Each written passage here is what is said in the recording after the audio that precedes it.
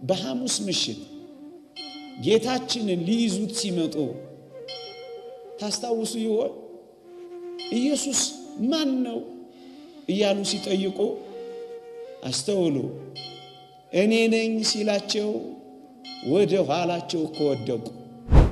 ለዚህ እኮ ነው ጌታችን በመሞቴ በመሰቀሌ መከራ በመቀበሌ እንዳይሰናከሉ አባቴ ሆይ ክብሬን ግለጥ ብሎ የጸለየው። ኃጢአተኞችን የወደደበት ፍቅር፣ የገፉትን ያቀፈበት ፍቅር፣ ያዋረዱትን ያከበረበት ፍቅር፣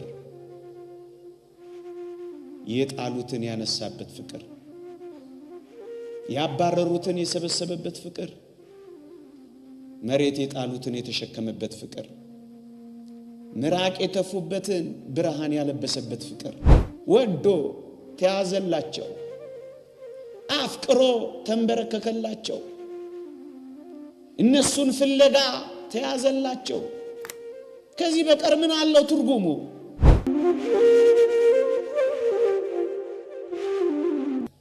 ርዕሳችን የአሸናፊ ሞት በሚል ርዕስ ይሆናል። እኛ ክርስቲያኖች መድኃኒታችን ኢየሱስ ክርስቶስ ሞተ ስንል ተሸነፈ ማለታችን አይደለም። አምላካችን ሞተ ስንል አቅም አጣ ማለታችን አይደለም። ሞተ ስንል አበቃለት ማለታችን አይደለም። ሞተ ስንል ደካማ ነው ማለታችን አይደለም። ሞተ በምትለው ቃል ስንቶች ተሰናክለው ይሆን? ለዚህ እኮ ነው ጌታችን በመሞቴ በመሰቀሌ መከራ በመቀበሌ እንዳይሰናከሉ አባቴ ሆይ ክብሬን ግለጥ ብሎ የጸለየው። ሞተ በምትለው ቃል እንዳይሰናከሉ ነበረ። ግን አልቀረም። ሞተ ስንል ይስቁብናል። ሞተ ስንል ይሳለቁብናል። የሞተ ነው የምታመልኩት እያሉ ይተቹናል። እኛ ግን ሞተ ስንል ድል አደረገ ማለታችን ነው። እኛ ግን ጌታችን ሞተ ስንል አሸነፈ ማለታችን ነው። መጽሐፍ ቅዱስ እንዲህ ይላል፣ በሞት ላይ ስልጣን ያለውን በሞቱ እንዲሽር ይህም ዲያብሎስ ነው ይላል። እኛ ኢየሱስ ሞተ ስንል ዲያብሎስ ተሻረ ማለታችን ነው። እኛ ክርስቶስ ሞተ ስንል ዲያብሎስ ተገደለ ማለታችን ነው። ብዙዎች ይህ አይገባቸው። ለዚህ ነው መጽሐፍ ቅዱስ ከገዢዎች አንዱ እንኳን ይህን ጥበብ አላወቀው፣ አውቀውትስ ቢሆን የክብርን ጌታ ባልሰቀሉትም ነበር ይላል። አዎ ይህን ጥበብ አጋንንት አላወቁትም። አዎ ይህን ጥበብ መናፍቃን አላወቁትም። ይህን ጥበብ ጌታ ሰው የሆነበትን ጌታ የሞተበትን በአርያም ካሉ መላእክት እንኳን በጣም የተሰወረ ነው። የተሰወረውን ምስጢር ነው የገለጸው። ወገኖቼ ይህ ምስጢር እንዴት ታላቅ ነው!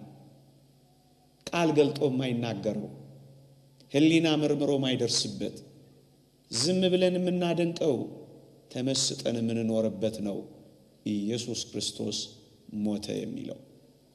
ወገኖቼ የሞተው እኮ ተሸንፎ አይደለም። የሞተው እኮ አቅማቶ አይደለም። የሞተው እኮ ጊዜ ጥሎት አይደለም። የሞተው እኮ ጉልበት ክዶት አይደለም። ታዲያ እንዴት ሆኖ ነው የሞተው ካላችሁ ወይ ጌታችንን ለሞት ያበቃው የኔና የናንተ ፍቅር ብቻ እኮ ነው።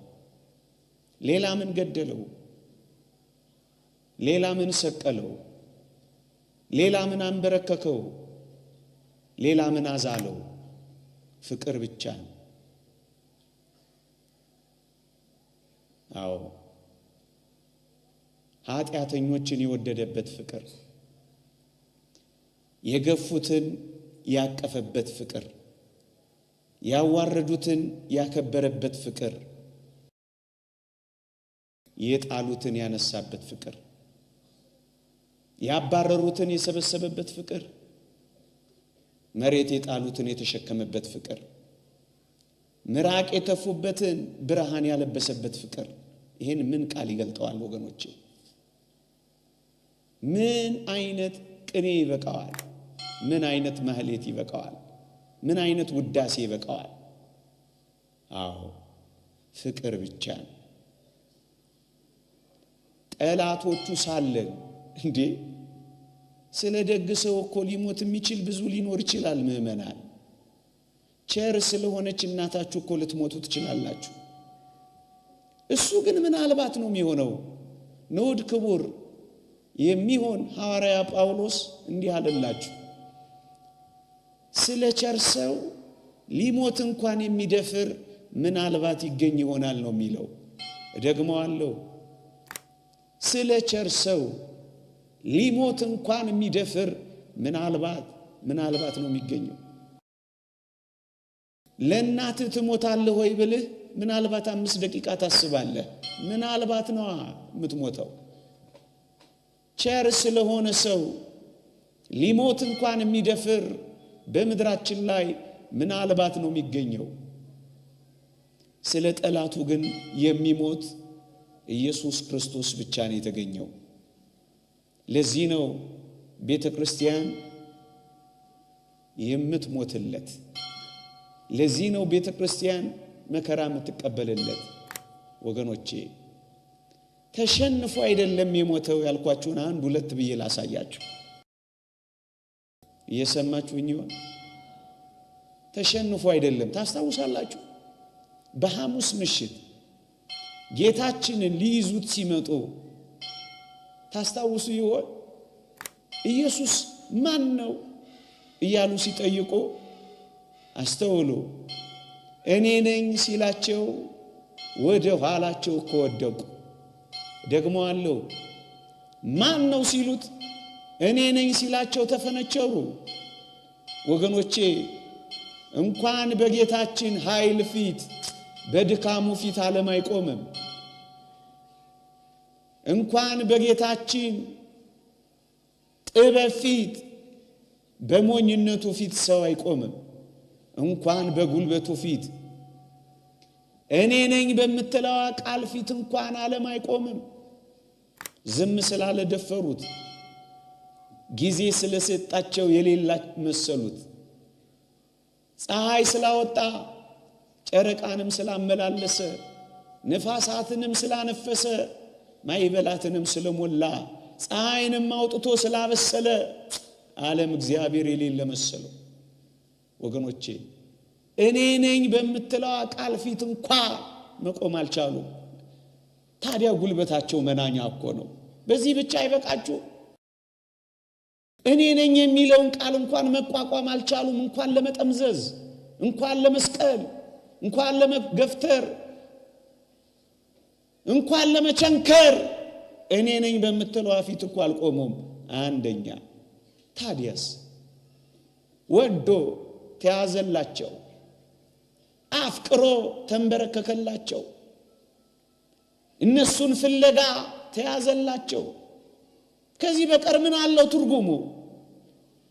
እኔ ነኝ በሚለው ፊት ከወደቁ ወገኖቼ ኃይሉን ቢያነሳ ይበጣኮ።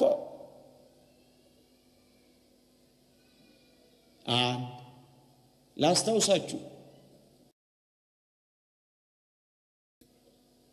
እንዲህ ብሎ ነበረ፣ ነፍሴን ላነሳት ደግሞም ልተዋት ስልጣን አለኝ ብሎ ነበረ። ታስታውሳላችሁ? አባቴ ሆይ ነፍሴን በእጅ ነበረ። ወገኖቼ የኔና የናንተ ነፍስ ትነጠቃለች፣ ትወሰዳለች። የጌታችንን ነፍስ ግን ማን ወንድ ነው የነጠቃት? ማን ወንድ ነው የወሰዳት? አደራ አይደል የሰጣት? ወገኖቼ እኛ ፍጡራን ነፍሳችን ወደ እግዚአብሔር ትወሰዳለች፣ ትነጠቃለች። የጌታችንስ ነፍስ ካላችሁ ሆይ ባለስልጣኑ ራሱ ስለሆነ አባቴ ሆይ ነፍሴን አደራ አስጠብቃለሁ አለ።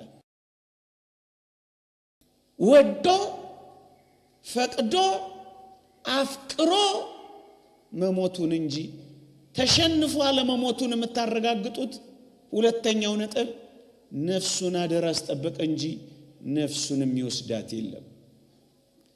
ተሸናፊ ሟቾች ነፍሳቸው ትወሰዳለች። አቅም ያጡ ተቀባሪዎች ነፍሳቸውን የሚረከባት አለ። ጌታችን ግን ማን ነፍሱን ወስዶታል? ሁለተኛ። ሶስተኛ የኔና የናንተና የክርስቶስ ሞት ትለያለች።